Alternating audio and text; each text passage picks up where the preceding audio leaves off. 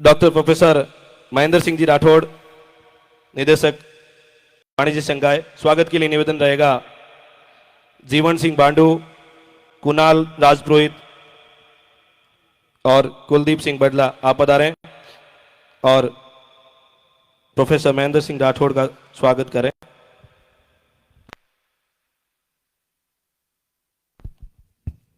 जिनके नाम अनाउंस हो रहे हैं कृपया करके थोड़ा जल्दी पधारने का कष्ट करावें।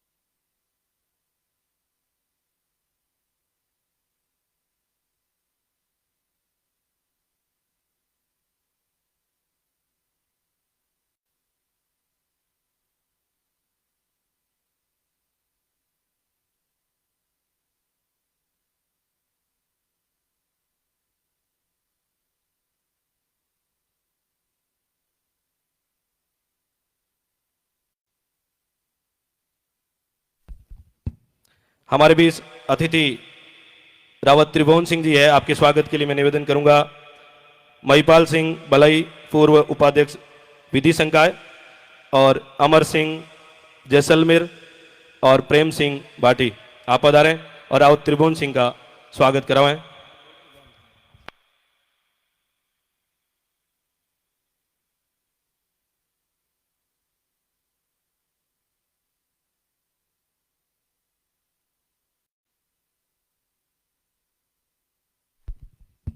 हमारे बीच एसएफआई से किशन जी मेघवाल हैं, आपका भी मंच पर स्वागत है, पधारें, अपना स्थान ग्रहण करें।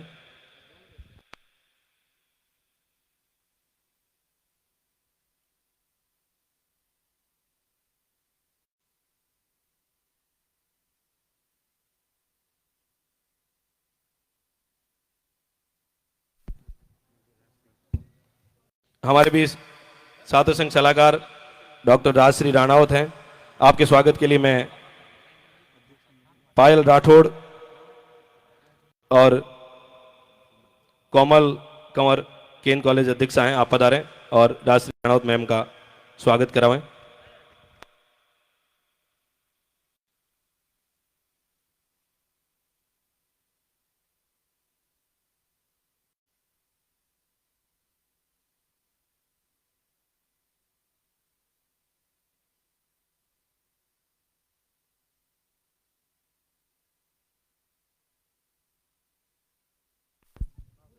हमारे बीच कमला नेहरू महाविद्यालय निदेशक है, उनके स्वागत के लिए निवेदन रहेगा लतासा कंवर और दीपिका भाटी, पूर्व अध्यक्ष कमला नेहरू महाविद्यालय, आप पधारें और संगीता लुंकड़ मैम का स्वागत करें, अभिनंदन करें।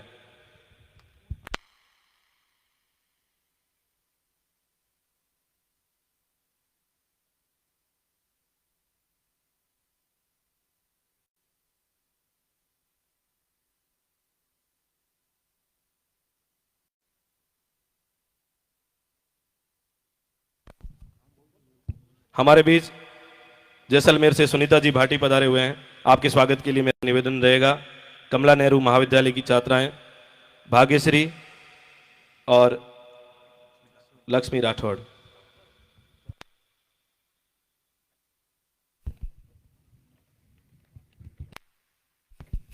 साफा हमारी संस्कृति का अभिन्न अंग है, साफा हमारी संस्कृति का प्रतीक है, ये साफा वीरता का प्रतीक है।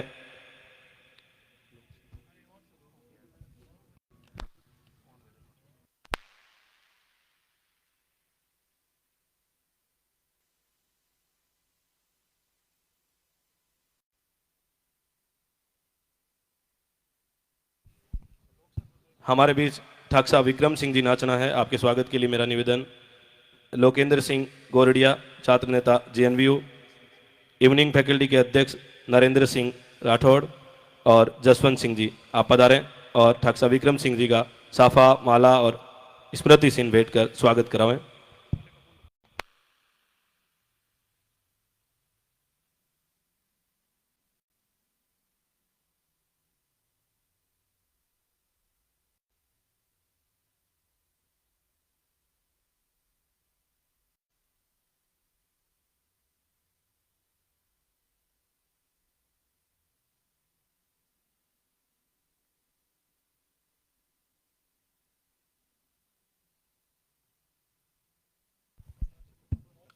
हमारे बीच समाज सेवी भामाशाह व्यवसायी करण सिंह जी उच्चारण है, आपके स्वागत के लिए मैं निवेदन करूंगा। परबत सिंह जी हरडाणी, नरपत सिंह भाटी और युवराज सिंह खेता सर।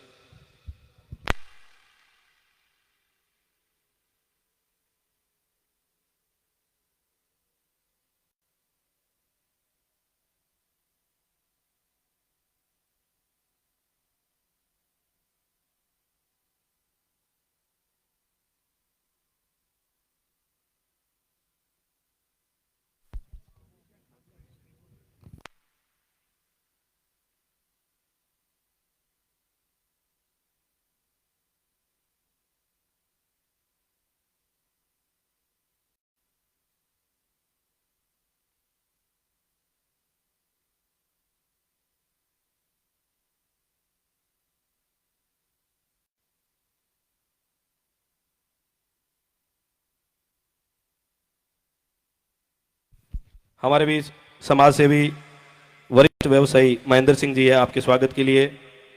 खुशराज जी देवड़ा, कंवराज सिंह हनुमंत छात्रावास, स्वरूप सिंह जी आप पधारें और वरिष्ठ व्यवसायी महेंद्र सिंह जी उम्मेदनगर का स्वागत करें।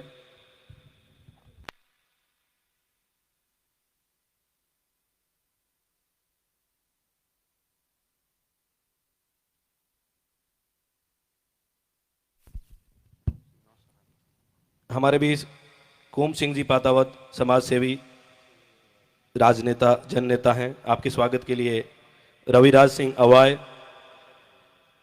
सवाई सिंह जी और सोहेल खां हमारे बीच हैं, पधारें और कुम सिंह जी पातावत का स्वागत करें। रविराज सिंह जी, सवाई सिंह जी और सोहेल खां।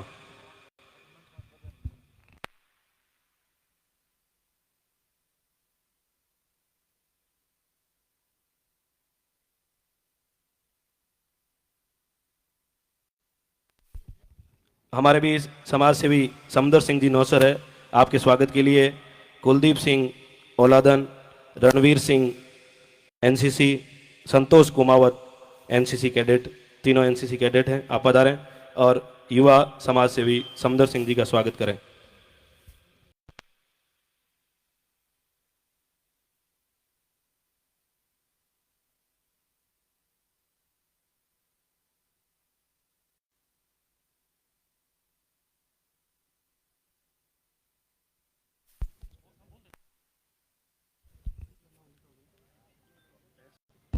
एसएफआई से हमारे पास बीच किशन जी मेघवाल है, आपके स्वागत के लिए जेठू सिंह जी झलारिया,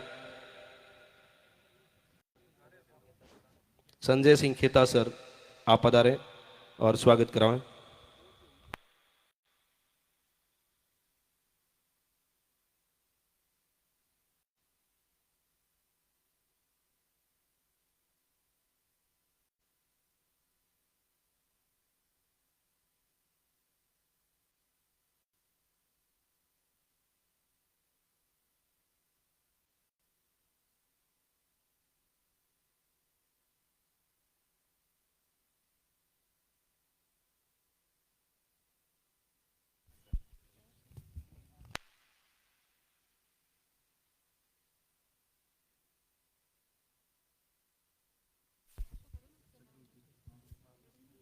हमारे बीच युवा नेता चक्रवर्ती सिंह खेता सर हैं, आपके स्वागत के लिए ओम सिंह मुंजा सर, शक्ति सिंह धनारी और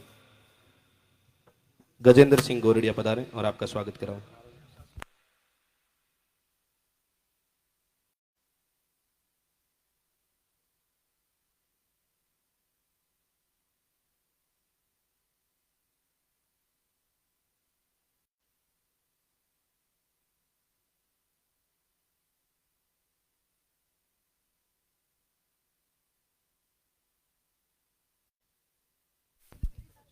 कार्यक्रम की शुरुआत में मैं स्वागत भाषण के लिए निवेदन करूंगा।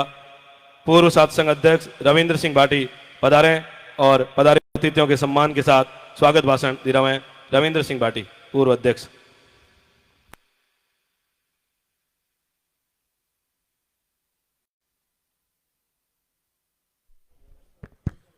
मां शारदा रे चरणामी नमन। अमर छात्र संघ अध्यक्ष बड़ा भाई श्री भोम सिंह जी चरणा में नमन। मंच माथे वास्ते लड़ाई लड़ता गया, लड़ते लड़ते ठाक उन पड़ी कि 3 साल कदे निकलिया, पर आप सभा रो साथ और सहयोग रहो। ये चुनाव रे मीना भी आप रो पूरी भागीदारी रही, आप सभा रो हिस्सेदारी अनंत कह रहे हो। धन्यवाद। यह जीत आप सभा री जीत है और आप जो भाई अरविंद सिंह रे माथे भरोसो जतायो है, हूँ विश्वास रे बेड़ो कह सका भाई अरविंद सिंह जी मजबूती मीना आप रे भरोसे रे माथे खरा उतरी। बहुत बहुत धन्यवाद। जय हिंद, जय भारत।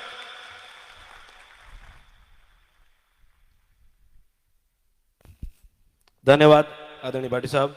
अब मेरा निवेदन प्रोफेसर महेंद्र सिंह राठौड़, डीन वाणिज्य संकाय से निवेदन रहेगा कि आप विद्यार्थियों को आशीर्वाद स्वरूप 2 शब्द। आदरणीय महेंद्र राठौड़, डॉक्टर प्रोफेसर।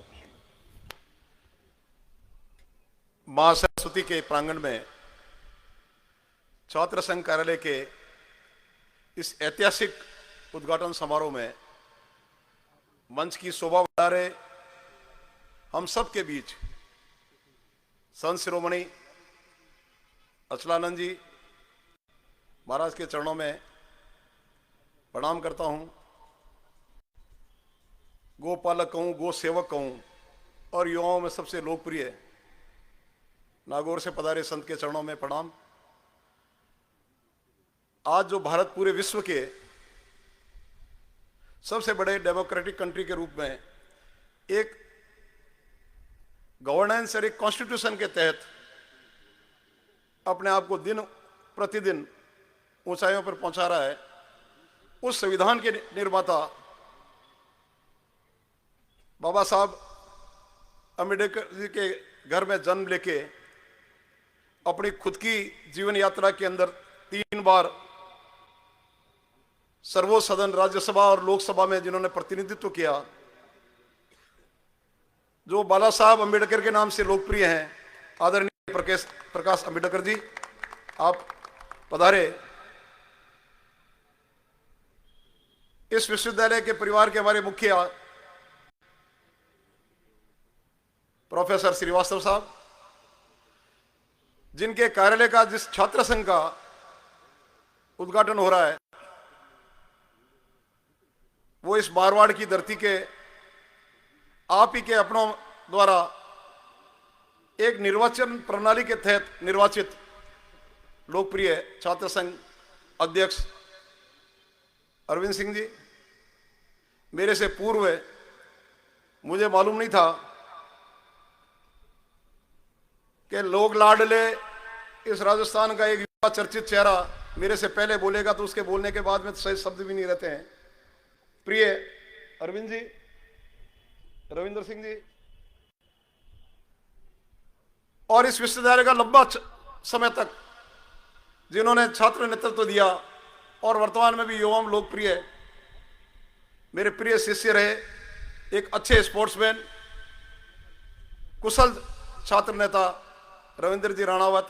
लेकिन मेरी बात अगर अमर छात्र संघ अध्यक्ष भोम सिंह जी के चरणों में श्रद्धा सुमन अर्पित करके करूंगा तभी ये पूरी होगी। आप लोग जिन लोगों को सुनने पधारे हैं, हम सब सौभाग्यशाली हैं कि जहां विद्वान, संत, युवा, उद्यमी उपस्थित हो तो मंच पर विराजमान सारे मंचासीन अतिथिगण, उपस्थित विद्वानगण, प्राचार्यगण, विभागाध्यक्षगण, इस विश्वविद्यालय के छात्र छात्राओं और चेहरे पगड़ियों से लग रहा है कि मारवाड़ के संभाग के सभी जिलों से आए हुए अतिथियों, मैं आपका स्वागत करता हूं। मैं मेरी वाणी को विराम देने से पहले इतना ही कहना चाहूंगा, आज हम जिस राष्ट्र में स्वतंत्र सांस ले रहे हैं उसके जो जनक बाबा साहब रहे और जनतंत्र के रूप में आज 75वें अमृत महोत्सव के अंदर आज जो भी कार्यक्रम हो रहे हैं, इस भारत का भविष्य और वर्तमान जो युवा शक्ति यहां उपस्थित है, भाई अरविंद जी, आप सब लोगों को मिलके जो आपका नेतृत्व है, जो आपका मार्गदर्शन जिस रूप से, और एक पुरानी सारी अनुभव जिन्होंने लंबे समय तक यहां प्रतिनिधित्व किया, उनके साथ मिलकर जो कार्य कर रहे हैं, आप सभी प्रशंसा के पात्र हैं। हम संविधान का पालन कर सकें, हम इस राष्ट्र के एक अच्छे नागरिक बन के रह सकें, वही हम युवाओं के संकल्प है। एक बार पुनः आप लोगों ने मेरे को आमंत्रित किया, छात्र संघ का मैं हृदय से आभार व्यक्त करता हूं। मेरा एक स्वयं का परिवार है, आदरणीय अम्बेडकर साहब, मैं इसी विश्वविद्यालय का एक शिक्षक हूं। आप पधारे, संत महात्मा पधारे, जब संबोधन हो रहा था सेनाचार्य जी का, तो एक चीज इनके साथ मेरे को एक बार रामदेवरा पद यात्रा का मौका मिला था। 5000 व्यक्ति हम युवा इनके साथ गए थे और गांव-गांव में हमने नशा मुक्ति का संकल्प लिया था, और आज भी बाबू जी उस नशा मुक्ति के प्रति संकल्पबद्ध रहते हैं। मैं नमन करता हूं, प्रणाम करता हूं। जय हिंद, जय भारत। बहुत बहुत आभार महेंद्र सिंह जी साहब, आपने गागर में सागर भरा। वक्तव्य की अगली कड़ी में मैं निवेदन करूंगा जैसलमेर की उस धरा से जो अपने आप में बहुत गौरवशाली है, श्री विक्रम सिंह जी नाचना। आप हमें अपनी बात कहें।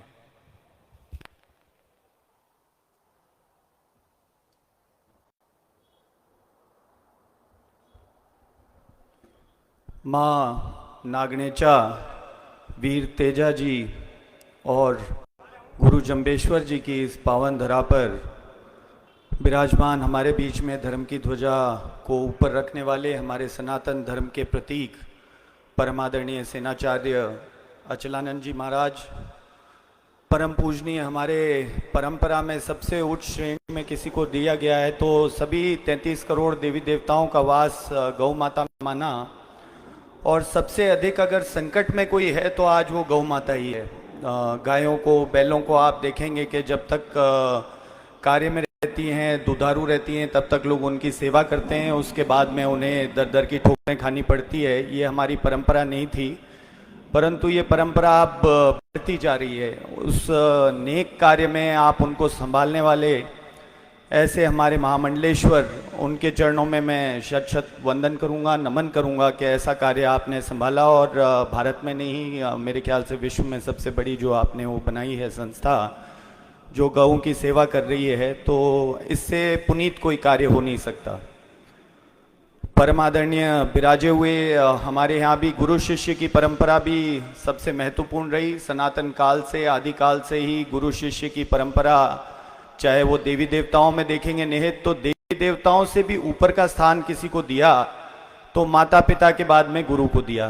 तो ऐसे विराजे हुए सभी आपके डीन, प्रधानाध्यापक, अध्यापकगण, सभी शिक्षक गण जितने पधारे हैं, उनके चरणों में भी मैं नमन वंदन करूंगा, क्योंकि आप ही हैं जिनके वजह से आने वाली पीढ़ी, चाहे हम लोग हों, हमसे पहले की पीढ़ियां हों और आने वाली पीढ़ियां हों, वो सभी संस्कारित हुई, आगे बढ़ी और देश विदेश में उन्होंने नाम कमाया। हमारे भारत की जो विधान बना, उसके संस्थापक और हम सभी के मार्गदर्शक कहें, हम सभी के आदर्श कहें, तो बाबा साहब अम्बेडकर जी के चरणों में वंदन नमन करते हुए, उनके पधारे हुए उनके पौत्र, हमारा बड़ा सौभाग्य है कि आज आपने यहाँ पधार कर जोधपुर में इस धरा को अनुग्रहित भी किया, आकर आशीर्वाद भी दिया, आपका पावन सानिध्य हमें प्राप्त हुआ। तो बाला साहब का भी मैं हृदय से आभार और अभिनंदन करना चाहूँगा। विराजे हुए मंचासीन सभी अतिथिगण, युवा साथी, भाइयों बहनों और सभी पधारे हुए मीडिया कर्मी,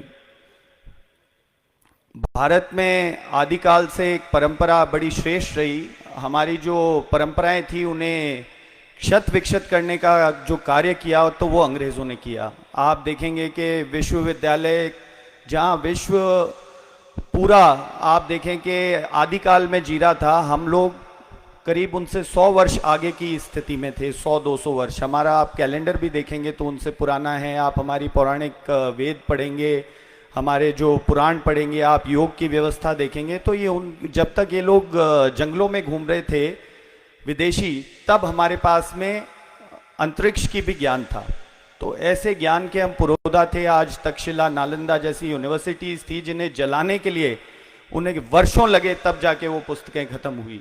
ऐसी हमारी परंपरा, ऐसे हमारे विद्यालय, ऐसे हमारे श्रेष्ठ गुरु रहे हुए जिन्होंने पूरे विश्व को ज्ञान दिया, परंतु वो ज्ञान लेकर अंग्रेजों ने हम पर वापस थोपा और हमें ये बताया कि ये तो पिछड़े हुए लोग हैं और तीसरी, थर्ड वर्ल्ड कंट्री के नाम से हमें आगे किया। परंतु आप देखेंगे कि पिछले 10 वर्षों में आज पूरा विश्व योग मना रहा है। 170 देश मानते हैं कि किसी सभी जिम्नास्टिक्स, एथलेटिक्स का कोई जनक है तो वो योग है। तो पहले इन्हीं को आप ये लोग कहते थे कि ये सब क्या है, ये सब आडंबर है, परंतु आज पूरा विश्व उसका लोहा मान रहा है। तो भारत की संस्कृति के पुरोधा और इसी संस्कृति के चलते मेरे विचार से भारत की श्रेष्ठ यूनिवर्सिटीज़ में से एक आपकी जय नारायण व्यास यूनिवर्सिटी। तो जय नारायण व्यास जी के चरणों में भी मैं वंदन करूंगा, जिनके नाम से और जिनके कर कमलों से ये जिनके नाम से सुशोभित ये यूनिवर्सिटी है। और यहाँ से आप देखेंगे कि इतने महान लोग आगे आए, बड़े आप लोगों ने बड़े बड़े पदों पर आसीन हुए, चाहे वो राजनीतिक हों, चाहे शिक्षा के क्षेत्र में हो, चाहे किसी में भी हो। तो इसी क्षेत्र में भाई अरविंद सिंह जी ने भी आज ये बहुत ही महत्वपूर्ण पद जो प्राप्त किया है, इसका पूरे भारत में नाम होता है। आप ये यूनिवर्सिटी का इलेक्शन कोई छोटा मोटा इलेक्शन नहीं है, इस पे नज़र पूरी दुनिया की रहती है। यहाँ से आप देखेंगे बड़े बड़े मंत्री निकले हैं, आगे सभी तैयारी भी करेंगे। तो बड़े ही सज्जन सौम्य स्वभाव के हैं। एक बात और बताना चाहूँगा इनके बारे में कि इनके जो पिताश्री हैं उन पूरे परगने में बड़े प्रसिद्ध हैं। उनके नाम के आगे अजयपाल सिंह जी सेठ लगाते हैं वहाँ पर, क्योंकि उनका स्वभाव ऐसा है। वो आए गए की मदद करना, हर गरीब गुरबे के साथ रहना, तो ये उनकी रग रग में है। तो ऐसे ही आपके बीच में जो अरविंद सिंह जी हैं वो आप लोगों की सेवा करते रहेंगे और इस यूनिवर्सिटी के जो भी आपके अधूरे कार्य हैं, जो पुराने हमारे बच्चों की तकलीफ़ें हैं, जो युवा साथियों की, उनको उजागर करेंगे। और मेरी टीचर्स से भी विनती रहेगी कि उनका साथ देकर के आप लोग उनको पुनः उनके हाथ मजबूत करें और उनके उज्जवल भविष्य की मैं बहुत बहुत शुभकामनाएं देता हूं। धन्यवाद।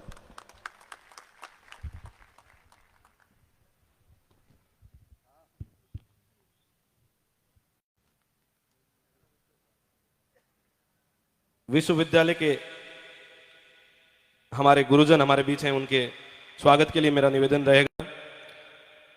डॉक्टर क्षितिज महर्षि सर, आपका साफा पहनाकर स्वागत करें। KR गैनवा सर, आपका भी साफा पहनाकर स्वागत करें। रजिस्ट्रार मैम गोमती जी हमारे बीच हैं, आपका भी स्वागत करें। FO मंगलाराम जी हमारे बीच हैं, आपका भी साफा पहनाकर स्वागत करें। विधि संकाय के डीन पवन जी आसोपा हमारे बीच हैं, आपका भी साफा पहना के स्वागत करें। एक बार फिर से हमारे बीच प्रोफेसर KR पटेल हैं, उनका भी स्वागत करें। हमारे बीच संभाग प्रमुख श्री क्षत्रिय युवक संघ चंद्रवीर सिंह जी दैणोक है, गिरधारी सिंह जी पार्षद है, समाज सेवी नारायण सिंह जी इंद्रोई हैं, आपका भी हार्दिक स्वागत और अभिनंदन।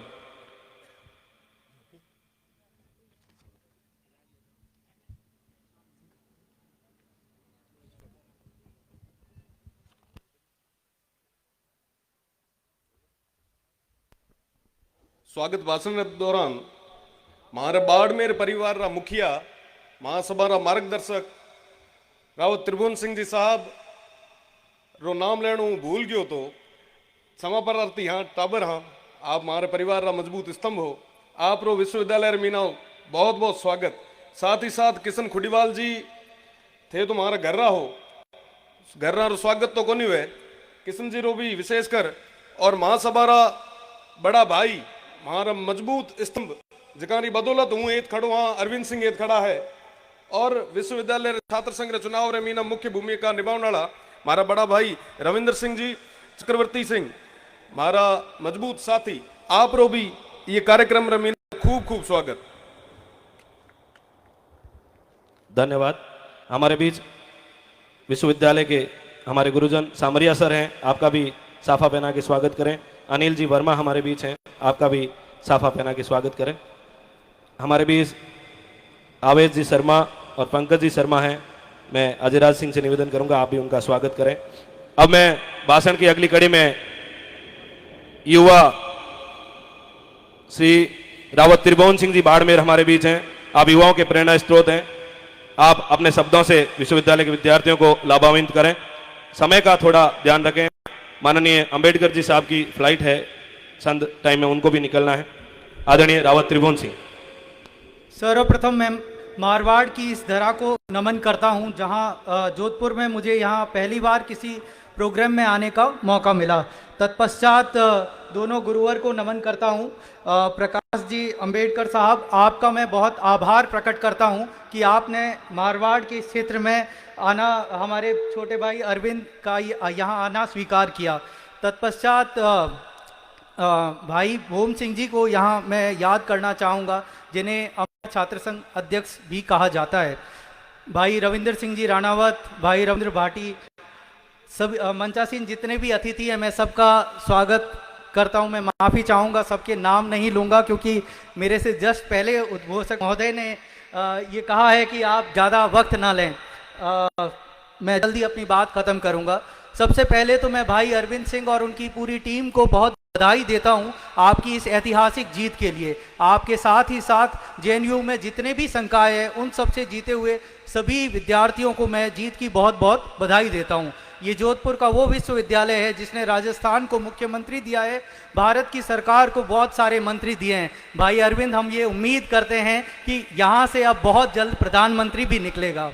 मैं उम्मीद करता हूं कि राजनीति के उस शिखर पर यहाँ से निकलकर छात्र जाएंगे जहां हम आप पे बहुत गर्व और नाज कर सकें। ये जोधपुर की वो धरा है जिसने भारत को परमवीर चक्र जैसे महान योद्धा भी दिए हैं। तो मैं उम्मीद करता हूं कि आपके यहाँ के छात्र दुनिया के हर उस मुकाम को हासिल करेंगे जहां हम अपने आप को गौरवान्वित महसूस कर सकें। ये कोई राजनीतिक मंच तो नहीं है, पर फिर भी मैं मेरे से पहले जो भी वक्ता आए, मैं देख रहा था कि सभी लोगों का ज़्यादा इंटरेस्ट पॉलिटिक्स या उसी तरफ है, तो मैं सिर्फ उससे इधर कुछ बात करना चाहूँगा। मैं ये चाहूँगा कि जब भी कोई छात्र संघ का अध्यक्ष बनता है तो वो एक सभी के लिए रोल मॉडल बन जाता है। हमारे इस मारवाड़ में यदि किसी चीज़ की कमी है तो मुझे लगता है कि वो एजुकेशन की थोड़ी सी प्रॉब्लम है। हम लोग बहुत ज़्यादा एजुकेशन की तरफ ध्यान नहीं देते। मैं उम्मीद करता हूं कि अरविंद सिंह जी आप अपने इस टेन्योर में इस बात को चरितार्थ करेंगे, प्रूव करेंगे, ज़्यादा से ज़्यादा मार्क्स लाकर ये इन सभी को बताएंगे कि छात्र संघ का अध्यक्ष सिर्फ राजनीति ही नहीं करता, वो पढ़ाई भी बहुत अच्छे से करता है। आपके ही इसी टेन्योर में मैं उम्मीद करता हूं कि भारतीय प्रशासनिक सेवा में भी विद्यार्थी इसी कॉलेज से निकलेंगे, इसी विश्वविद्यालय से निकलेंगे, तब मुझे लगता है कि वो हम सब के लिए बहुत अच्छा होगा। मैं जोधपुर की जनता का इसलिए भी आभार प्रकट करता हूं कि लगातार 2 बार से आपने हमारे बाड़मेर जैसलमेर के इन छात्रों को इतना मान और सम्मान दिया। आप लोगों का इस एहसान को हम कभी भुला तो नहीं पाएंगे, पर इनकी तरफ से मैं आपको ये आश्वस्त करता हूं कि आपकी हर समस्या का समाधान करने की हम पूरी कोशिश करेंगे। मैं आप भाई अरविंद और उनकी पूरी टीम से ये भी अनुरोध करूंगा कि आप छात्र हित में अंतिम सांस तक लड़ें और जो भी छात्र हित के काम हो उनको करते रहें। यहाँ के जितने भी टीचर्स हैं उनका भी मैं आभार प्रकट करता हूँ कि आप लोगों का और हमारे यहाँ के स्टूडेंट्स का बहुत अच्छा कोऑर्डिनेशन है। आप लोगों का आशीर्वाद इसी तरह हमारे यहाँ के स्टूडेंट्स के ऊपर बना रहे ताकि ये हिंदुस्तान के उस मोर्चे तक पहुँचें जहाँ आप गर्व से कह सकें कि ये देखिए ये मेरा छात्र है और इसने पूरे हिंदुस्तान में हमारे इस जेएनयू का नाम रोशन किया है। यही उम्मीद मैं यहाँ के बच्चों से भी करता हूँ। मैं देख पा रहा हूँ कि यहाँ छात्राओं की, मेरी बहनों की संख्या बहुत कम है। हमारे मारवाड़ में हमेशा से ये कहा जाता है कि छात्र और छात्राओं में बहुत फर्क रखा जाने लगा है, परंतु ये हमारे लिए बड़ी खुशी की बात है कि अब जहाँ मैं जिस क्षेत्र से आता हूँ उस क्षेत्र में 1990 की यदि बात करें तो 1000 लड़कों में सिर्फ 800 के आसपास लड़कियां होती थी। अब हमारे उस क्षेत्र में 1000 के ऊपर लगभग 998 के आसपास का नंबर आ गया है, परंतु फिर भी हम अभी तक छात्राओं की एजुकेशन की तरफ इतना ध्यान नहीं दे पा रहे हैं। मैं जिस क्षेत्र से आता हूं वहां पे सबसे बड़ा विश्वविद्यालय यहीं जोधपुर में स्थित है, पर यह विडंबना की बात है कि हमारे यहाँ बच्चियां सिर्फ वहीं तक पढ़ पाती है जहां तक का स्कूल होता है। बाड़मेर के अंदर कॉलेज तो है पर यूनिवर्सिटी नहीं है, यूनिवर्सिटी के लिए हमें जोधपुर ही आना पड़ता है। मैं छात्र संघ से ये भी अनुरोध करूंगा कि आप लोग क्योंकि पॉलिटिकल एक्टिविस्ट हैं, इधर उधर जाते रहते हैं, तो प्लीज इन बच्चों को मोटिवेट कीजिए, इन बच्चियों को आगे लाइए और मेक श्योर करें कि हमारी यहाँ की कोई भी बहन शिक्षा में पीछे नहीं रहनी चाहिए। कम से कम हर एक को पोस्ट ग्रेजुएशन तो करनी ही है। बात जब आरक्षण की करी जाती है, मैं बाहर विदेशों में कहीं पढ़ रहा था तो मेरे साथी थे, उन्होंने भीमराव अंबेडकर साहब का मेरे को पूरा व्याख्यान सुनाया। बड़ा अच्छा लगा जब एक विदेशी अंबेडकर साहब की तारीफ कर रहा था, उसने मेरे से कॉन्स्टिट्यूशन पे बात करी। मैं हमेशा ये कहता हूँ कि ये कॉन्स्टिट्यूशन जो है, ये हिंदुओं में जिसे गीता कहो, मुसलमानों में जिसे उनका धर्म ग्रंथ कहो, तो ये कॉन्स्टिट्यूशन आज हर हिंदुस्तानी के लिए उसी गीता या बाइबल के बराबर है या कुरान उसके बराबर है। तो इसे सिर्फ समझने की जरूरत है। मेरे बाद प्रकाश भाई साहब जब यहाँ आएंगे वो आपको इसके बारे में बहुत अच्छे से समझाएंगे। बहुत सारी भ्रांतियां हमारे मन में कॉन्स्टिट्यूशन को लेके है। तो आप क्योंकि स्टूडेंट हैं, आप कॉलेज के स्टूडेंट्स हैं, मैं उम्मीद करता हूं कि आप तो इस संविधान को समझेंगे ही, परंतु आप जिस भी गांव से आते हैं वहां वापस जाइए और इस कॉन्स्टिट्यूशन में क्या लिखा है, हमारे राइट्स क्या है, हमारी ड्यूटीज क्या है, ये गांव के हर आदमी तक, आखिरी इंसान तक पहुंचाने की कोशिश करें। तभी तो हम एक समृद्ध भारत का सपना जो है उसे पूर्ण कर पाएंगे। भारत को एक डेवलपिंग नेशन कहा जाता है, परंतु मुझे विश्वास है कि जब आपके जैसे लोग आगे आएंगे तभी 2030 में हम उस स्वर्णिम भारत के सपने को साकार कर पाएंगे, जहां हम अपने आप को दुनिया की सबसे बड़ी विश्व शक्ति बना पाएंगे। आप लोगों ने मुझे यहां आमंत्रित किया, इसके लिए बहुत बहुत आभार। आप सभी जीते हुए कैंडिडेट्स को मैं बहुत बधाई देता हूं। जिन कैंडिडेट्स ने इलेक्शन लूज कर लिया उन्हें भी मैं यही कहूंगा कि देखिए, जितना बुरा टाइम आपके साथ होना था वो तो हो गया, अब आगे आपको सिर्फ जीत ही मिलेगी। तो इसी पॉजिटिव सोच के साथ आगे बढ़ें। जय हिंद, जय भारत। बहुत बहुत आभार आदरणीय त्रिभुवन सिंह बाड़मेर। थार भूमि की धरा निराली, गौरव राजस्थान है, त्रिभुवन जी जैसे रावत वीरों की पहचान है। बहुत धन्यवाद। अब मेरा विशेष निवेदन विश्वविद्यालय के कुलपति महोदय आदरणीय वास्तव सर से कि आप पधारें और विद्यार्थियों को संबोधित करें। आदरणीय कुलपति महोदय।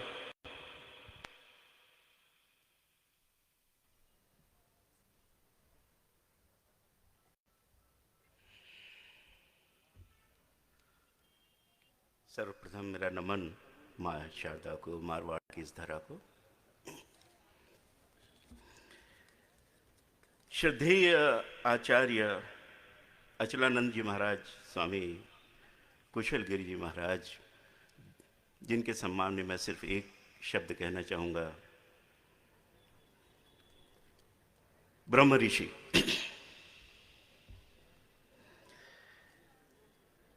मंचासीन प्रकाश अंबेडकर साहब, बात यहीं से शुरू करें। प्रकाश जी के बारे में मैंने और अरविंद ने कुछ बातें करी। उसके बाद जब अरविंद का ये इरादा था कि हम सीधे सीधे किसी पॉलिटिशियन या किसी को नहीं बुलाना चाहते, तो हम किसी निष्कर्ष पर पहुंचे। परिणाम स्वरूप अरविंद जी पहुंचे और प्रकाश जी से जाके बात करी। प्रकाश जी का पहला प्रश्न था, वो मैं आपको बता दूं, मैं ही क्यों?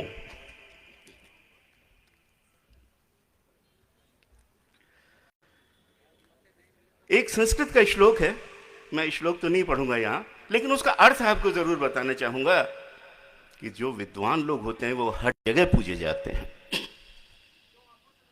प्रकाश भाई वो विद्वान हैं, जो लेखक हैं, जो वकील हैं, जो जनसेवक हैं, इसलिए उनकी हर जगह, हर विद्वानों की सभा में पूजा होना बहुत स्वाभाविक है।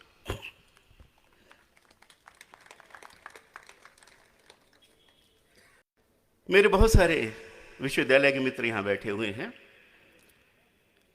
अजीज होस्ट भी हैं, विभिन्न पदों पर भी आसीन है। महेंद्र सिंह जी राठौड़ डीन साहब, केएल रैगर साहब, पीके कसेरा साहब, सुनील असोपा साहब, मैडम संगीता लुंकड़, के गोयल साहब, राजश्री जी रावनावत जो एडवाइज़र हैं छात्र संघ के, के.आर. गेनवा साहब एग्जामिनेशन के कोऑर्डिनेटर, अवतार लाल जी मीणा, और इन एब्सेंशिया हमारे पूर्व कुलपति श्यामलाल जी जेदिया साहब, ये संभव नहीं आ सके।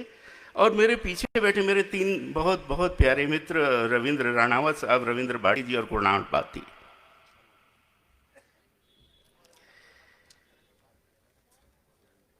अरविंद भाटी साहब के साथ जो विजयी टीम है उसमें हैं निधि राज पुरोहित जी, जितेंद्र देवड़ा जी, चिराग सिंह बाटी जी। असल में ये जो आपको मेरे पीछे बैठे हुए 3 पूर्व छात्र संघ अध्यक्ष दिख रहे हैं और हमारे जो वर्तमान अध्यक्ष हैं, बिल्कुल निश्चित रूप से आप मेरी इस बात से सहमत होंगे कि ये एक परिवर्तन का बहुत बड़ा दौर को प्रतिनिधित्व कर रहे हैं। ये दौर कैसा है? समय नहीं है, मुझे पता है, प्रकाश जी की फ्लाइट है। तो संक्षेप में मैं आपसे सिर्फ इतना कहना चाहूंगा कि जिस दौर में आज छात्र और छात्र संघ और कोई भी प्रजातंत्र जिंदा है, वो प्रजातंत्र एक टर्मोइल के फेस में है। रिपरकशन चल रहा है, चर्निंग चल रही है, जैसे दही मथा जाता है वो मथनी समाज में चल रही है। ऐसा मैं क्यों कह रहा हूं? बहुत छोटी सी बात है कि जब हम बात करते हैं कि हमारे संसद में जो लोग बैठे हुए हैं, मुझे भी दुख है, आपको भी दुख होगा, लेकिन ये सच्चाई है कि उसमें से आधे दागी हैं। अरविंद ने तो मुझसे कहा था कि मैं भाषण जोशीला दूं, लेकिन मैं जोशीला नहीं दूंगा। आपको पता है हमारा ये 75वां वर्ष है, अमृत वर्ष है, लेकिन इसकी विकास यात्रा जब शुरू हुई थी, तब जो पहली पीढ़ी जिसने संसद पे आए थे, वो स्वयं डंडे खा के आए थे, अपनी पीठ पे आजादी की लड़ाई लड़के आए थे। 20-25 साल बाद एक नई पीढ़ी आई। वो पीढ़ी ट्रांजिशन की पीढ़ी थी, जिसमें ईमानदारी आधी थी, मेरे शब्दों के लिए माफ करिएगा मुझे, और कुछ करप्शन तब समाज में आना शुरू हो गया था।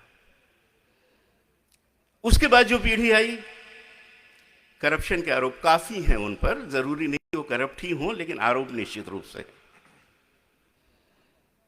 ऐसा क्यों होता है? ये समाजवाद की जो प्रजातंत्र की जो विकास यात्रा है, उस विकास यात्रा के ये चरण है, ऐसा मुझे लगता है। ईमानदार लोगों के बाद आधे बेईमान आए, क्योंकि गुंडे मवालियों ने सोचा कि जब बल और धन से हम किसी को जिता सकते हैं, खुद ही क्यों ना चुनाव लड़ लो। और जब उन्होंने खुद चुनाव लड़ा, गैंगस्टर के नाम से लड़ा और वो जगह जगह स्थापित हो गए, तो ये तो बहुत दुर्भाग्य की बात है। आपके लिए शर्म की बात है, हमारे लिए शर्म की बात है, लेकिन मैं इसमें एक आशा की बहुत बड़ी किरण देखता हूं। आशा की किरण मैं इसलिए देखता हूं कि हमारे पास कुछ मॉडल हैं। हम उन देशों की बात नहीं करेंगे जिनमें डेमोक्रेसी नहीं कही जाती, लेकिन कम से कम अगर एक देश की बात करें, सिर्फ अमेरिका की, जिसके प्रजातंत्र को हम तारीफ तो कर ही देते हैं, उसके प्रजातंत्र की तारीफ में एक मॉडल है, और वो मॉडल ये कहता है कि जब अमेरिका का समाजवाद 75वें वर्ष पर पहुंचा था, तब वहां भी जिस तरीके से गुंडे मवालियों ने उनकी सेनेट के ऊपर कब्जा कर रखा था, वो सारे के सारे गुंडे मवाली वहां से रवाना होने शुरू हो गए थे, क्योंकि वो एक परकशन का टाइम था, वो एक चर्निंग का टाइम था। लोगों ने समझ लिया कि अब गुंडे मवालियों की संसद में जरूरत नहीं है, अब वोट तो चूंकि हमें देना है, तो अब हम वोट ईमानदार को ही देंगे। आज हमारा भी 75वां वर्ष है, शुभकामनाएं।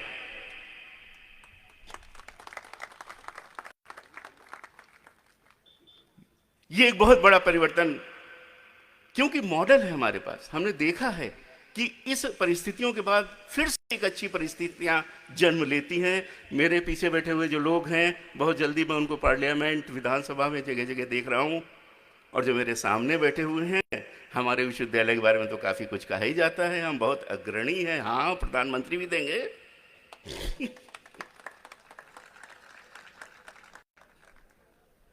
अरविंद उसकी एक कड़ी है।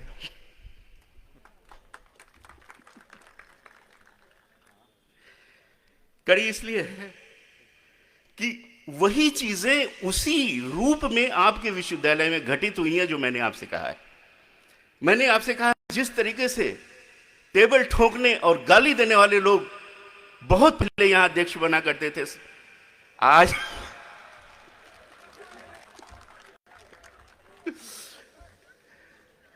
मैं आपका ज्यादा समय नहीं लूंगा, इशारों में समझिए। आप और हम रोज मिलते हैं, रोज ढेर सारी बातें करेंगे। धन्यवाद। बहुत बहुत आभार वीसी साहब। मंच पर बड़ा अद्भुत दृश्य देखा हमने।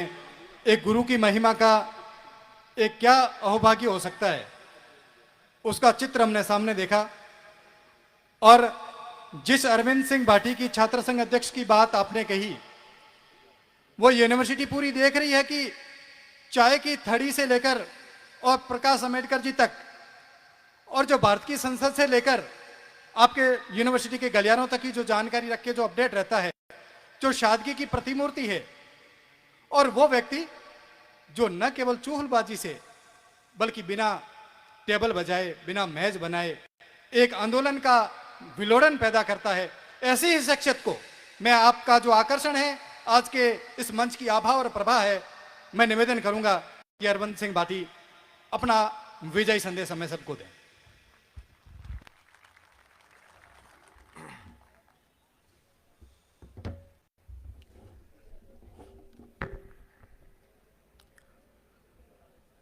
सबसे पहले हमारे इस अंचल में, हमारे क्षेत्र में जो भूंगरा गांव में गैस त्रासदी हुई है, उनमें जिन लोगों ने जान गंवाई है, उनको श्रद्धांजलि अर्पित करता हूं।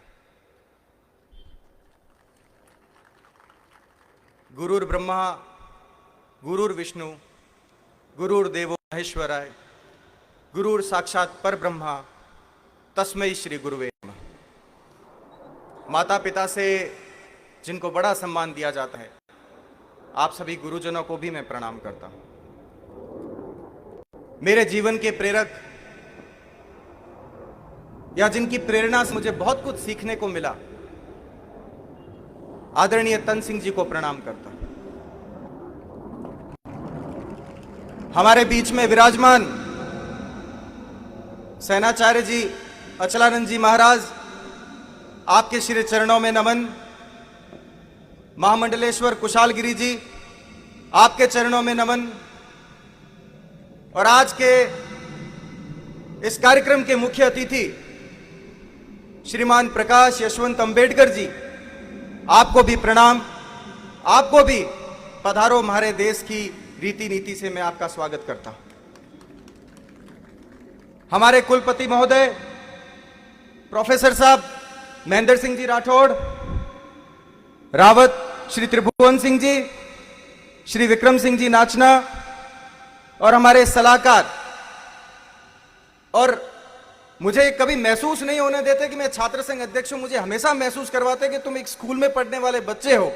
उसी तरह मुझे आदेशित करने वाले मेरे बड़ी बहन कहूं या मेरी शिक्षिका कहूं, डॉक्टर राजश्री राणावत, हमारे केएन कॉलेज के निदेशक संगीता लुंकड़ मैम, और हमारे जैसलमेर के ओजस्वी नेत्री और अपने आप में विख्यात सुनीता जी भाटी, किशन जी मेघवाल, भामाता पूम सिंह जी पातावत साहब, महेंद्र सिंह जी उमेदनगर साहब, करण सिंह जी उचारडा,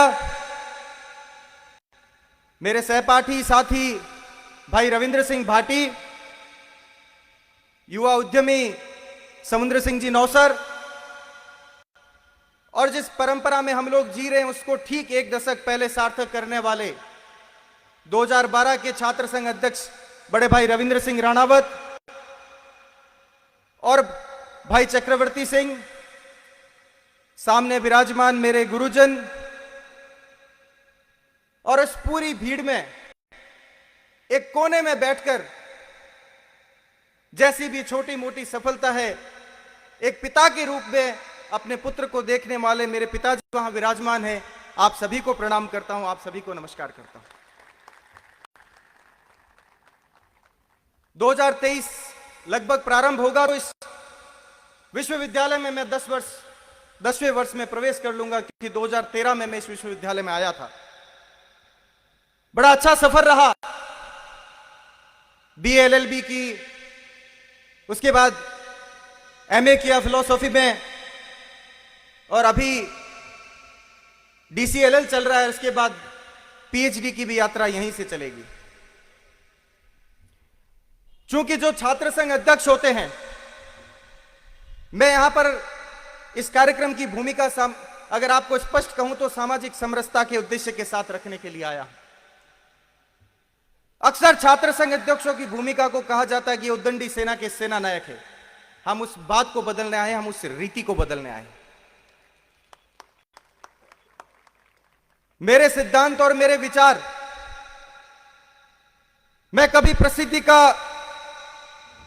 मुझे कभी प्रसिद्धि प्रिय नहीं रही। मैं हमेशा कीर्ति की बात करता हूं, और प्रसिद्धि और कीर्ति में बड़ा छोटा फर्क होता है। इंग्लिश में दोनों के लिए एक ही वर्ड बना है, फेमस, पर हिंदी में बड़ा अलग फर्क है और बड़ा थिन लेयर का फर्क है। प्रसिद्धि के लिए कई फटके हो सकते हैं, कई नाटक हो सकते हैं, पर कीर्ति के लिए आपको काबिलियत चाहिए, आपको असलियत चाहिए और आपको योग्यता चाहिए। मैं उस कीर्ति के लिए प्रयास करूंगा। मैं आपका नेतृत्व नहीं कर रहा हूं, मैं आपका प्रतिनिधित्व कर रहा हूं। मैं नेता बनकर कभी आपसे आगे नहीं चलना चाहता, मैं प्रतिनिधि बनकर आपके साथ चलना चाहता हूं। मैं इस विचार के साथ आज इस मंच पर खड़ा हूं। मैं हमेशा यह सोचता हूं कि विद्यार्थी जीवन में स्वानुशासन होना चाहिए।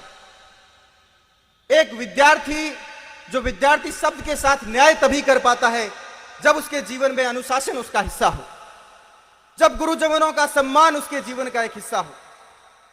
मैं वही विद्यार्थी बनकर अपनी इस जिम्मेदारी को निभाना चाहता हूं और उस जिम्मेदारी को निभाऊंगा भी। और दायरों से दूर होकर, हम जो छात्र शक्ति होती है, हमारे कोई दायरे नहीं होते, हमारी कोई परिधि नहीं होती, हम उससे बाहर जाकर सोचते हैं, बाहर जाकर काम करते हैं, क्योंकि हमें अपार ऊर्जा होती है, हमें अपार शक्ति होती है। परंतु कहीं ना कहीं उस पर हल्की सी लगाम लगाने के लिए हमें संयम होना आवश्यक है। और वही संयम हमें यह सिखाता है कि हम विद्यार्थी हैं, हम बेहतर हैं और हम और बेहतरीन होंगे। एक छात्र संघ अध्यक्ष के रूप में जब शपथ ली,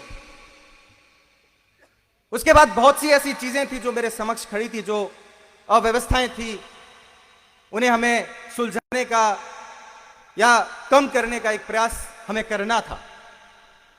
और मैंने सदैव यह सार्थक प्रयास किया कि बेटा बनकर सब कुछ लिया जा सकता, और मैं वही कर रहा हूं। विश्वविद्यालय प्रशासन के साथ पिछले कुछ महीनों का सफर शानदार रहा। चाहे JNU में सड़कों की बात हो जो 10 साल पहले बनी थी, उसकी सैंक्शन भी अभी हमारे विश्वविद्यालय प्रशासन ने निकाली है, उसके लिए भी धन्यवाद देता हूं। और चाहे बहनों की सुरक्षा की बात हो, तो न्यू कैंपस में बहनों के लिए जो हॉस्टल बने हैं, उनके लिए बाहर जो सिक्योरिटी मिलिट्री वायरिंग होनी थी, उसकी सैंक्शन भी स्वीकार की, उनके लिए भी धन्यवाद देता हूं। चाहे हमारा लॉ फैकल्टी हो जिसने 75 वर्ष पूर्ण किए हैं, इनकी सुरक्षा को लेकर भी हमने मांग रखी। और ऐसी कई बातें हैं जो हमें आपस में सामंजस्य से करते हैं और वो पूरी हो जाती है।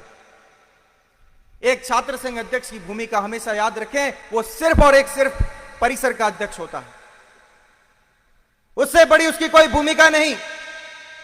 हो सकता है कि हम लोगों में, आप लोगों में बड़ी प्रचलन हो, लोकप्रियता हो, एक अलग विषय है, मैं इस विषय पर नहीं जाना चाहता। परंतु आपका उद्देश्य यह है कि आप युवाओं को इस प्रकार तैयार करें कि वो राजनीतिक रूप से नहीं, वो प्रशासनिक रूप से भी इस राष्ट्र को सेवा दे सके।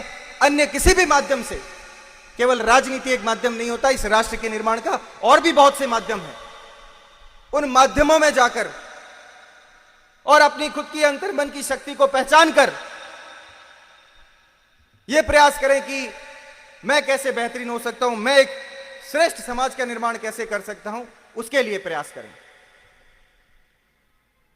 और मैं हमेशा, चूंकि कहीं ना कहीं छात्र संघ अध्यक्ष को हम राजनीति से देखते हैं और प्रत्यक्ष और अप्रत्यक्ष रूप से यह ठीक भी बात है, देखा भी जाना चाहिए।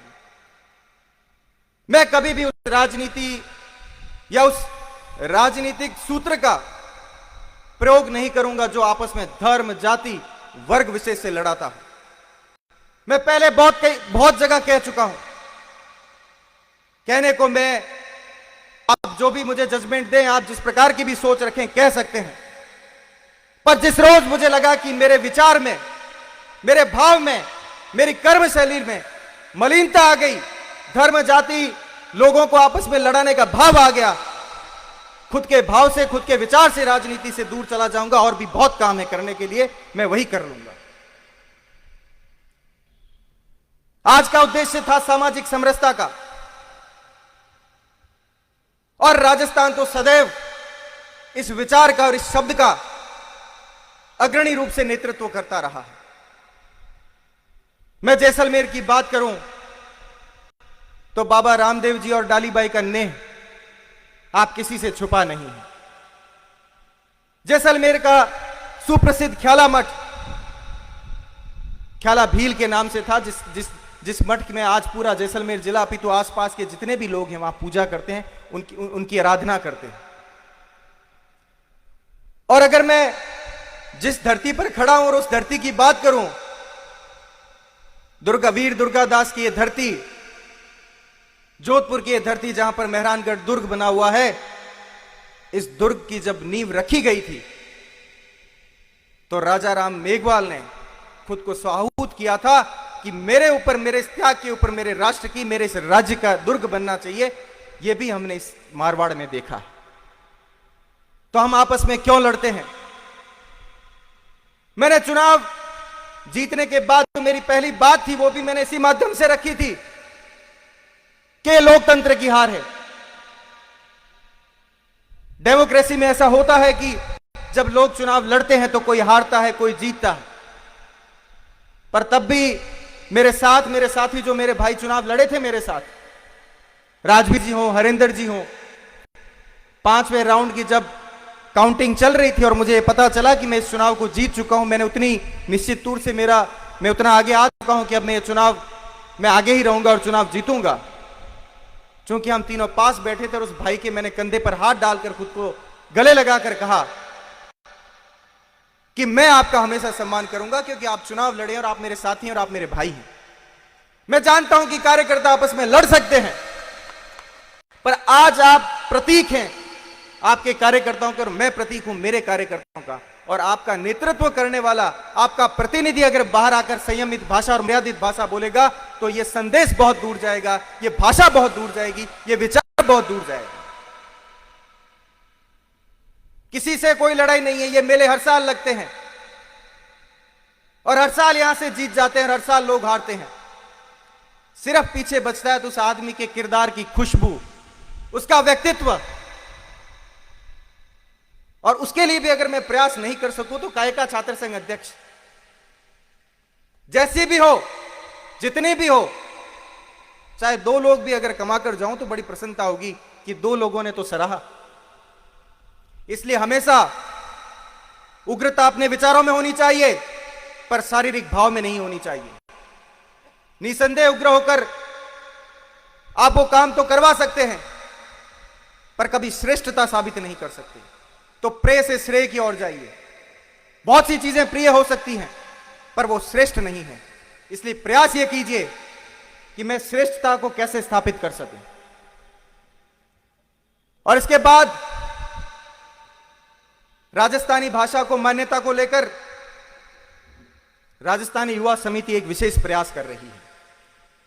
मैं मंच पर विराजमान सभी साथियों से, सभी बड़े बुजुर्गों से, गणमान्य लोगों से निवेदन है कि हमें यह भी प्रयास करना है कि हमारी माड़ भाषा को मान्यता मिल सके, उसके लिए हमें प्रयास भी करना है।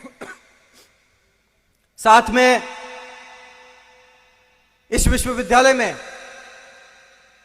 अमर छात्र संघ अध्यक्ष बड़े भाई पोम सिंह जी, जो आज हमारे बीच में नहीं है, 2014 में हम सहपाठी थे, साथ पढ़ते थे और उस वक्त वो 21 साल की उम्र में छात्र संघ अध्यक्ष बने थे। उनकी कमी आज खल रही है, परंतु उनका आशीर्वाद हमेशा हम पर बना हुआ है। उनको भी मैं प्रणाम करता हूं। और आखिर में अपनी बात इस उद्देश्य के साथ समाप्त करना चाहता हूं कि हमेशा ये प्रयास करें कि गुरुजनों का सम्मान हो, प्रसिद्धि के लिए कभी नहीं भागें, कीर्ति के लिए भागें, क्योंकि यही कभी न कभी आपका श्रेष्ठ जो व्यक्तित्व बनेगा और आपका जो अमर किरदार बनेगा, उसमें यही चीजें आपके साथ चलेंगी। आप सबका मेरे इस निमंत्रण पर आप सब लोग पधारे, आप सबका बहुत बहुत धन्यवाद, बहुत बहुत आभार। आप सबको प्रणाम करता हूं। धन्यवाद।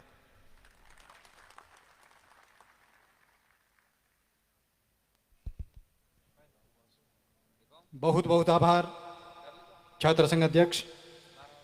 हमारे बीच में अतिथि डॉक्टर निरंजन जी मेहरा पधारे हैं।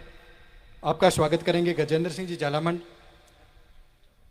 भैरू सिंह जी चाबा और रणजीत सिंह जी।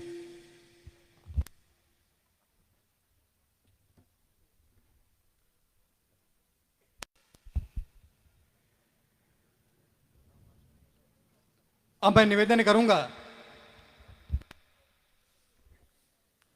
एक जो विषय पिछले कई समय से हमारे बीच में चल रहा है, छात्रावास और उनके नामकरण को लेकर, तो मैं बड़ा स्पष्टवादी हूं अपने विचारों के साथ। अगर कहीं ना कहीं किसी छात्रावास से कोई ऐतिहासिक पृष्ठभूमि है, कोई हिस्टोरिकल रेफरेंस है, तो बजाय उसको छेड़े हमें यह प्रयास करना चाहिए कि हम कोई नया हॉस्टल बनाएं और उनका नामकरण उन महापुरुषों के नाम पर करें जिनकी हमारी इच्छा है। मैं वीसी साहब से निवेदन करता हूं, क्योंकि एक तो किसी भी मानव समाज में चूंकि हम जाति हमारी पहचान होती है, हम इसको मिटा नहीं सकते, परंतु हमारे विचार अपने होते हैं, ये श्रेष्ठ होने चाहिए। मैं वीसी साहब से निवेदन करूंगा कि जल्दी एक ऐसा प्रस्ताव लें जिनमें जिन महापुरुषों के विश्वविद्यालय में हॉस्टल का नामकरण को लेकर जो बात चल रही है, हम उन्हें उनके नाम दे सकें। क्योंकि कुछ की प्रसन्नता तो कुछ की निराशा होती है। अगर हम इनके बीच रहे तो ये अच्छे संकेत भी नहीं है। तो मैं आपको विश्वास दिलाता हूं कि अगले ही जब हम वीसी साहब और हम बैठेंगे तो कोई एक ऐसा प्रयास करेंगे कि जिसके साथ हम लोग एक ऐसे टारगेट तक पहुंचे, एक लक्ष्य तक पहुंचे, जहां पर जिन महापुरुषों के नाम को लेकर चर्चा चल रही थी, हमें वो सार्थक करना है और हमें वो काम करना है। बहुत बहुत धन्यवाद, बहुत बहुत आभार।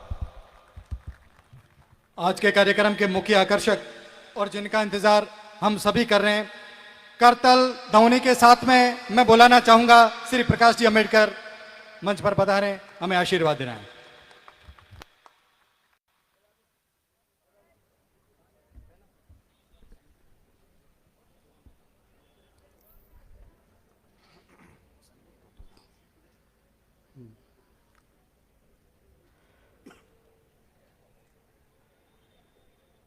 अरविंद भारती जो अध्यक्ष बने हैं, मैं उनका धन्यवाद देता हूं कि इतने बड़े बड़े नाम होते हुए भी, जैसे श्रीवास्तव ने कहा कि मैंने उनसे पहले पूछा कि आप मुझे क्यों बुला रहे हैं,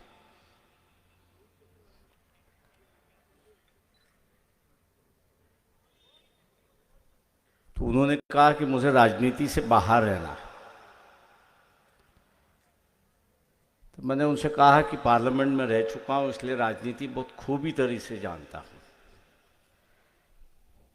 और मैंने कहा फिलहाल की जो परिस्थिति है, उस परिस्थिति में अभी की फिलहाल जो व्यवस्था है उसका मैं आलोचक हूं। इसलिए मैंने कहा आपको लाभ नहीं होगा, नुकसान ही होगा, आप मुझे बुलाओगे तो भी। लेकिन उन्होंने कहा कि मुझे नुकसान हो या कुछ भी हो, आपको आना है। उनके ही आग्रह पर मैं आज आपके सामने उपस्थित हूं और उनको धन्यवाद देता हूं कि उन्होंने अपनी बात को छोड़ा नहीं। जब तक मैंने हाँ नहीं कहा तब तक मंच पर उपस्थित सभी महानुभाव,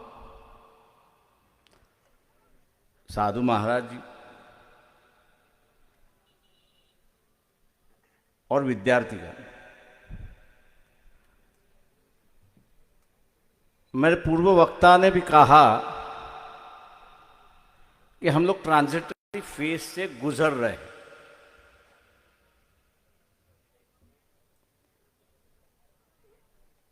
मैं समझता हूं कि 75 साल की ये जो ट्रांजिटरी फेज है, इसको कहीं ना कहीं तो भी हम लोग एक स्टेबिलिटी की ओर, एक बुनियादी व्यवस्था की ओर ले जाने की जरूरत है। और उसके लिए मैं समझता हूं कि विद्यार्थियों को अपना निर्णय लेना जरूरी है, ऐसा मैं मान के चलता हूं। ये ट्रांजिटरी फेज क्या है? पहले तलवार का राज था, अब तलवारें नहीं चलती, बंदूकें नहीं चलती। अब दुनिया भर में जो व्यवस्था चली है वो कलम की व्यवस्था चली। और इस बात को हम लोग जब तक मानते नहीं, तब तक मैं मान के चलता हूं कि यहां जो ट्रांजिटरी फेज है या इंस्टेबिलिटी का जो फेज है उसको हम लोग खत्म नहीं कर पाएंगे। क्योंकि स्टेबिलिटी अगर लाना है, बुनियादी बदलाव अगर लाना है, जैसे विद्यार्थियों के भाषा में कहा जाता है कि आपके फंडास, सरल लफ्जों में कहूं तो आपके प्रिंसिपल्स आपको तय करना जरूरी है। ये आपके प्रिंसिपल जब तक आप तय नहीं करते, आपके फंडा आप जीने के तय नहीं करते, तब तक मैं समझता हूं कि समाज के अंदर जो उथल पुथल चली है उस उथल पुथल को आप स्टेबलाइज नहीं कर सकते। और उसी की बात है, आज दुनिया एक वॉर के खतरे पर खड़ी है, इसमें दो राह नहीं है। ये फिजिकल वॉर नहीं होगा, ये शारीरिक वॉर नहीं होगा, ये कॉलोनाइजेशन का वॉर नहीं होगा, ना कोई आके किस पर राज करेगा। अब जो पीरियड चली है, जो व्यवस्था चली है, उसमें एक दूसरे की इकोनॉमी, एक दूसरे की अर्थव्यवस्था हम लोग काबिज कैसे करें, इसका युद्ध चला है। हम जब एक दूसरे का अर्थव्यवस्था कैप्चर कर लेते हैं तो हम लोग उसको गुलाम बना देते हैं। और यही सबसे दुनिया में चल रहा है। और इसी से अगर हम लोग को बचना है तो मैं मान के चलता हूं कि कलम की ताकत जो है वो कलम की ताकत हम लोग को समझना चाहिए।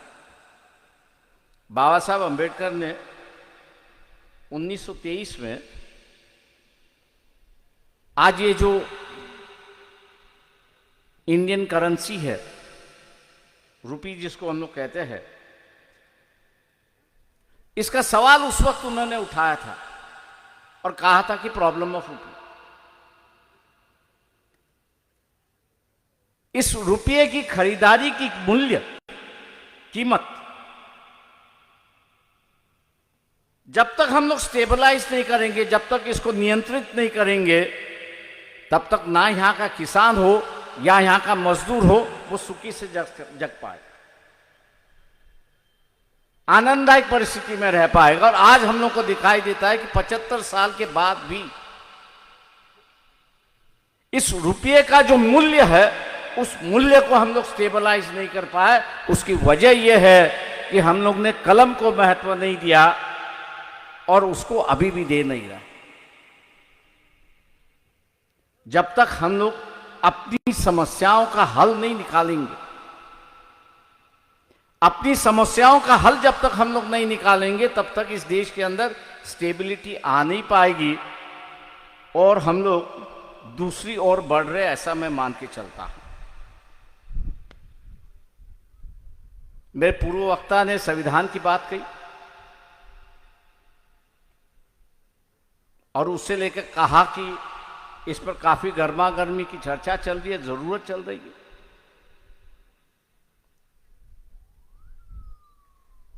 चर्चा यह चल रही है कि पार्लियामेंट्री डेमोक्रेसी हो या प्रेसिडेंशियल डेमोक्रेसी, अमेरिका की तरह डेमोक्रेसी हो या आज अपने यहां गांव का कोई व्यक्ति हो, खड़ा होना चाहता है तो वो इलेक्शन में खड़ा हो सकता है। इसकी चर्चा चली।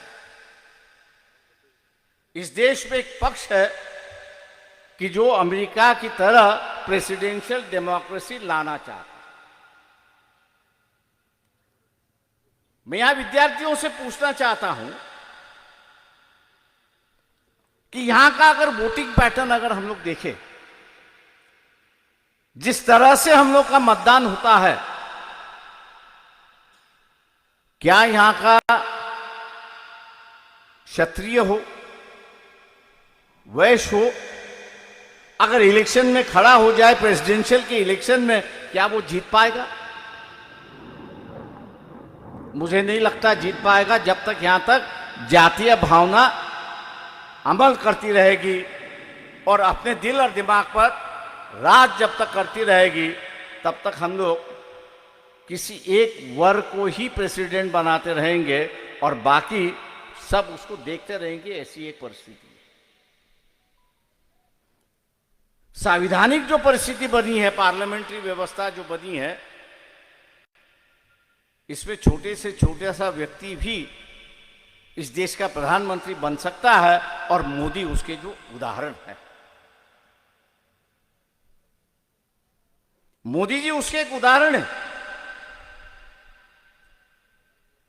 ओबीसी में से आते हैं और प्राइम मिनिस्टर बन गए। अगर एक ओबीसी का कैंडिडेट कल प्रेसिडेंशियल इलेक्शन के लिए खड़ा होता है, क्या उसको हम लोग वोट देंगे? सीधा सीधा सवाल है। और सीधा सीधा सवाल का जवाब आप नहीं दे पाते हो, तो इसका मतलब यह है कि आज के आपके मन में संदेह है कि मैं उसको क्यों वोट दूं। डेमोक्रेसी जो है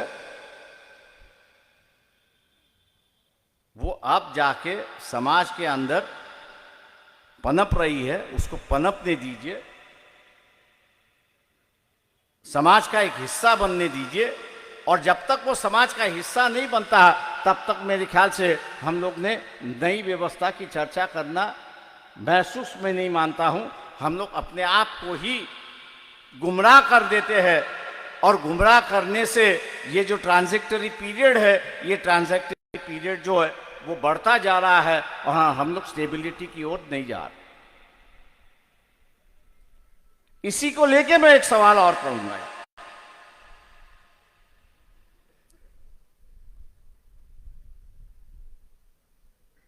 हम लोग ये तय करना होगा कि बाबा साहब ने ये सवाल उठाया था इलाहाबाद यूनिवर्सिटी में और ये कहा था कि दो व्यवस्था हम लोग लेके चले, एक संवैधानिक व्यवस्था लेके चले और एक मनुवादी व्यवस्था लेके चले।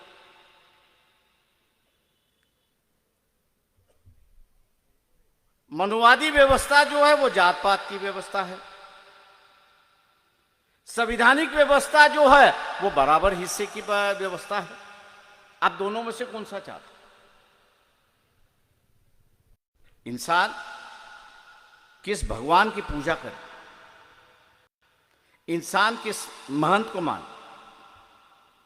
इंसान किस धर्म को माने, वो उसका सवाल। वो सार्वजनिक स्वरूप से नहीं होता है, वो इंडिविजुअल होता है। लेकिन व्यवस्था की हम लोग जब बात करते हैं तो ये व्यवस्था सार्वजनिक होती है, सोशलाइज होती है। हम लोगों को कौन सी सोशलाइज व्यवस्था की जरूरत है? संवैधानिक व्यवस्था की जरूरत है या मनुवादी व्यवस्था की जरूरत है? मैं समझता हूं कि विद्यार्थियों को इसका फैसला देना होगा और विद्यार्थी जब तक इसका फैसला नहीं देंगे, तब तक ये ट्रांजिटरी पीरियड जो है ये बढ़ता ही जाएगा और फिर हम लोग के दिमाग में ये रहता रहेगा कि क्या ये इंस्टेबिलिटी हम लोग को दिखाई देती है या इंस्टेबिलिटी ऐसी ही चलती रहे। मैं जाते जाते इस बात की दोहराई करके जा रहा हूं, सिस्टम में जब तक विश्वास है,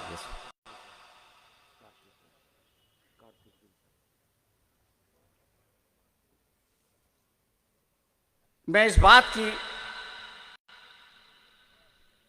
दोहराई करके जा रहा हूं, जब तक विश्वास है तब तक व्यवस्था चलती रहती। लेकिन एक दफे ये विश्वास टूटना शुरुआत हुआ तो उसको दोबारा जोड़ना बहुत मुश्किल है। धीरे धीरे जो मुझे दिखाई दे रहा है देश भर में, अत्याचार तो होते रहते हैं, अत्याचार आज भी हो रहे हैं, लेकिन उस अत्याचार से ये जो विश्वास है, ये विश्वास टूट रहा। मैं किसी का नाम लेके नहीं कहूंगा, लेकिन ये जो विश्वास टूटना जो है इस देश के लिए एक खतरे की घंटी बजती है, ऐसा मैं मान के चलता हूं। एक खतरा है। अगर विश्वास ही नहीं रहा तो हम किस भरोसे पर चलेंगे, किस पे भरोसा रखेंगे, किस पर हम लोग भरोसा रखेंगे। इसलिए मैं मान के चलता हूं कि जहां कहीं अत्याचार होता है समाज ने उसको कंडेम करना चाहिए, समाज ने उस पर निंदा करनी चाहिए। ना ये हो कि एक समाज उसको निंदा करे और दूसरा समाज चुपचाप बैठे। इंसानियत के हम लोग पुजारी होना चाहिए, और इंसानियत के पुजारी का ये सिलसिला जब तक चलता रहेगा तब तक मैं मान के चलता हूं कि ये विश्वास भी चलता रहेगा। ऐसी एक परिस्थिति है। एक आखिरी बात, युवाओं का जो है एम्प्लॉयमेंट की ओर काफी बड़ा नजरिया रहता है। ये बात सही है, लेकिन पहले तय कर ली। मैं एक अच्छे बड़े स्कूल से पढ़ा हूं, सेंट स्टैनिस्लॉस स्कूल बंबई का जो था, लेकिन उसकी फीस बताऊंगा तो आज लोग कहते हैं कि ये गलत बता रहा। हम लोग सिर्फ 3 रुपया दे के सीखे हैं महीने का। आज जो है प्राइवेटाइजेशन आ चुका है। मैं इस बात को जब मोड़ के देखता हूं तो शायद मैं समझता कि ये 3 रुपए के अगर 30 रुपया भी होता तो शायद मैं पढ़ा लिखा नहीं होता। अगर इस बात को मैं एहसास करता हूं तो अपनी विचारधारा क्या होनी चाहिए? प्राइवेटाइजेशन की ओर होनी चाहिए या पब्लिक सेक्टर की ओर होनी चाहिए? मेरे जैसे कई लोग जो पढ़े लिखे हैं, मेरे उम्र के जो पढ़े लिखे हैं, गरीब परिवार में से, ये अगर सब्सिडाइज एजुकेशन नहीं होता तो शायद हम लोग सीखते नहीं। लेकिन बड़ी दुर्भाग्य से कहूं कि उनकी विचारधारा बदल गई। उनकी विचारधारा बदल गई। वो अब पब्लिक सेक्टर या वेलफेयर स्टेट की संकल्पना में नहीं रहे, वो आज प्राइवेट सेक्टर की बात करते रहे। वो आज प्राइवेट सेक्टर की बात वहां पर करते रहे हैं। मैं समझता हूं कि विद्यार्थियों को इसको फैसला करना है कि आप जब सरकार की ओर उंगली दिखाते हो कि मुझे आपने जीने का साधन देना चाहिए, चाहे वो नौकरियों के माध्यम से हो या और किसी माध्यम से हो, जब ये अपेक्षा सरकार से रखते हो तो मेरी विचारधारा, हमारी विचारधारा, विद्यार्थियों की विचारधारा ये वेलफेयर स्टेट के साथ होनी चाहिए, ना कि प्राइवेटाइजेशन की ओर होनी चाहिए। आज जैसे किसान, हम लोग 90 में कह रहे थे किसानों से, उस वक्त गैट था, आप गैट की तरफ मत जाइए। किसानों ने माना नहीं, गैट की तरफ गए और सरकार से जो लागत मिलती थी वो खो गई। सरकार से यह कहना हम लोग का अधिकार गया कि आप इसका दाम तय कर लो। वजह यही थी कि इस देश की मंडी जो इस किसानों के लिए आरक्षित थी वो खुल गई और दुनिया के किसानों के लिए खुल गई। हम जिस विचारधारा से है उस धारा की व्यवस्था यहाँ पे चलती रहेगी। और इसलिए मैं विद्यार्थियों से कहता हूं कि अगर आप अपेक्षा करते हो सरकार से, आप अगर अपेक्षा करते हो सरकार से कि वो हमको जीने का साधन दे, तो मैं समझता हूं आप वेलफेयर स्टेट की होने की तरफ, वेलफेयर स्टेट की कल्पना होने की तरफ, प्राइवेटाइजेशन के खिलाफ होने तक आप अपना मन बना लीजिए, विचार बना लीजिए, तब जाके यहाँ सरकार जो है वो सर्विस सेक्टर के लिए बढ़ावा देती रहेगी। वरना आज जैसे दिखाई देता है प्राइवेट सेक्टर की ओर सरकार यहाँ पर बढ़ रहा है। ये जो हमारा द्वंद्व है, वैचारिक जो द्वंद्व है, उस वैचारिक द्वंद्व को हम लोग जब तक खत्म नहीं करेंगे तब तक सरकार में ये खत्म नहीं होगा। मैं समझता हूँ कि यहाँ मुझे जो कहना था मैंने अपनी बात यहाँ पर कह दी, आपने शांतिपूर्वक सुना, इसके लिए मैं आपका आभारी हूँ। मुझे बुलाया, दोबारा मैं इनको धन्यवाद देते हुए मैं आपसे रजा लेता हूँ। जय हिंद। बहुत बहुत आभार आदरणीय प्रकाश जी अम्बेडकर साहब। अब असलानंद गिरी जी महाराज, जुगल जोड़ी बाबा रामदेव मंदिर, राई का बाग।